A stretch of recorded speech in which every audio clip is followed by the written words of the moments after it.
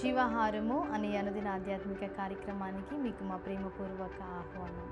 మీరందరూ బాగున్నారని, అనుదినము వాక్యాల ద్వారా బలపడుతున్నారని నమ్మి విశ్వసిస్తున్నాము. ఈరోజు వాక్యాన్ని బైబిల్ గ్రంథం నుంచి ధ్యానించుకుందాం. దానియేలు గ్రంథము 9వ అధ్యాయము 19వ వచనము. ప్రభువా ఆలకింపుము, ప్రభువా క్షమింపుము, ప్రభువా ఆలస్యము చేయక చెవియొగ్గి నా మనవి చిత్తగించుము. నా దేవా, ఈ పట్టణమును ఈ జనమును నీ పేరు పెట్టబడినవే, నీ ఘనతను బట్టి నా ప్రార్థన వినుమని వేడుకొంటిని. ఇక్కడ మనం చూచినట్లయితే దానియేలు ఇశ్రాయేలీయుల గురించి ప్రార్థన చేయడము, మొరపెట్టడము, విజ్ఞాపన ప్రార్థన చేయడం మనము చూస్తున్నాం. అక్కడ ఇశ్రాయేలీయుల ప్రజలు మరలా ఆ పూర్వపు మహిమను వారు పొందుకోవాలని అక్కడ ఆయన విజ్ఞాపన ప్రార్థనను చేయడం మనము చూస్తున్నాం. వారు చేసిన తప్పులను బట్టి దేవుడికి వారు దూరమై ఉన్నారు.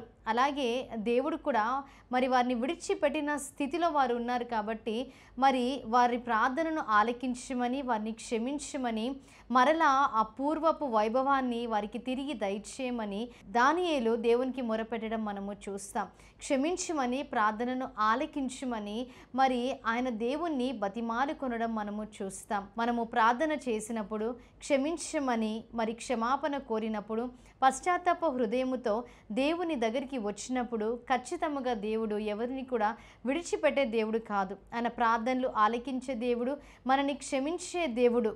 తిమోతికి రాసిన పత్రికలో మనం చూసినట్లయితే 2 తిమోతి 2వ అధ్యాయము 13వ వచనంలో మనుషులైతే నమ్మదగని వారుగా ఉన్నారు, కానీ దేవుడు నమ్మదగిన దేవుడు కాబట్టి ఆయన స్వభావమందు ఎటువంటి మార్పు లేదని వాక్యం సెలవిస్తుంది. ఆయన స్వభావము క్షమించే స్వభావము, ప్రేమించే స్వభావము, ఇతరులకు సహాయము చేసే స్వభావం. కాబట్టి ప్రార్థన చేసినప్పుడు క్షమించమని దేవుని వేడుకున్నప్పుడు ఖచ్చితంగా ఆయన క్షమించే దేవుడిగా ఉన్నాడు. ఎవరిని శిక్షించడానికి ఆయన ఇష్టపడడం లేదు. మనం చూసినట్లయితే సిలువలో కూడా దేవుడు పలికిన మాటల్లో మొదటి మాటను మనం చూసినట్లయితే, తండ్రి వీరేమి చేయుచున్నారో వీరు ఎరుగరు గనుక వీరిని క్షమించమని దేవుడు ప్రార్థన చేయుచున్నారు. ఆ నిత్య జీవం మనం పొందాలని మన నిమిత్తమై ప్రార్థన చేసే దేవుడిగా ఉన్నాడు.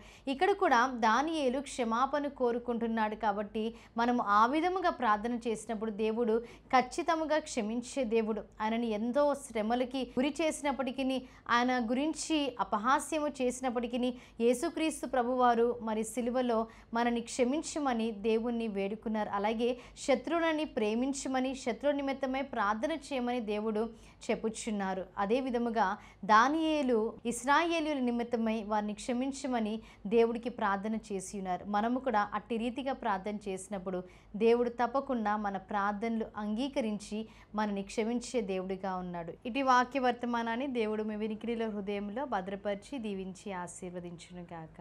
ఆమేన్. మహాగణుడా, మహోన్నతుడా, పరిశుద్ధుడా, నమ్మదగిన మా యేసుక్రీస్తు ప్రభువా, మీకు స్తుతులు, స్తోత్రాలు, వందనాలు తండ్రి. వాక్యం ద్వారా మాతో మీరు మాట్లాడి ఉన్నారు దేవా. ఎందరైతే ఈ వాక్యము విన్నారో విన్న వాక్యాన్ని ప్రతి హృదయంలో మీరు భద్రపరచండి. వారి స్థితిని బట్టి క్షమాపణ హృదయముతో ఎందరైతే ప్రార్థన చేయుచున్నారో దేవా, మీరు క్షమించే దేవుడిగా ఉన్నారు. పశ్చాత్తాప హృదయంతో మీ దగ్గరికి వచ్చినప్పుడు మీరు క్షమించి ప్రార్థనలు అంగీకరించే దేవుడిగా ఉన్నారు. కాబట్టి వారి ప్రార్థనలు మీరు అంగీకరించండి. యేసుక్రీస్తు నామములో అడిగి వేడుకుంటున్నాం ప్రియ పరలోకపు తండ్రి. ఆమేన్. మరణాత. దేవుడు మిమ్మల్ని అందరినీ దీవించి ఆశీర్వదించును గాక.